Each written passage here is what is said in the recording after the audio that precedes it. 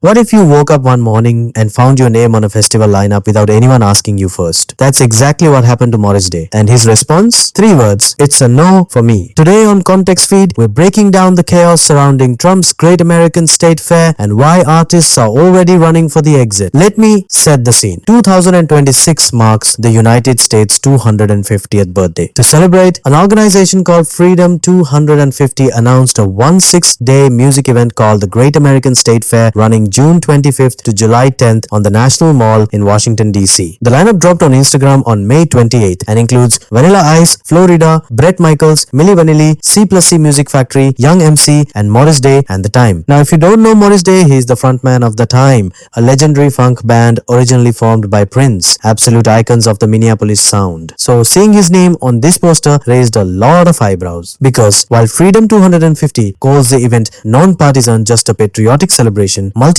outlets have described it as Trump-backed. And that one detail set off a chain reaction. Here's what went down on the day of the announcement. Freedom 250 posts the lineup. Morris Day's name is on it. Fans see it immediately and the reaction online is instant. Some are confused, some are annoyed, and then Morris himself sees it. Within hours, he posted on Instagram, contrary to rumor, Morris Day and The Time will not be performing at the Great American State Fair. Then, in the comments, he added, "It's a no for me" with a sunglasses emoji. Cool, clean, and completely final. Now, it's still not totally clear whether Morris was never officially booked or whether he was booked and walked away after seeing the backlash. Either way, he was out. But then it happened again. That same day, rapper Young MC, yes, bust a move, became the second artist to publicly exit. And his statement gave us a bit more detail. He said, the artists were never told about any political involvement with the event. He made clear that despite the non-partisan label, the Trump connection was enough for him to walk away. 2 artists, same day, both gone. And C+C Music Factory is reportedly weighing their options too. The festival hasn't even started and it's already in chaos. And here's the bigger picture because this isn't a one-off. Earlier in 2026, the Rock This Country tour fronted by Kid Rock saw multiple artists drop out after fans connected it to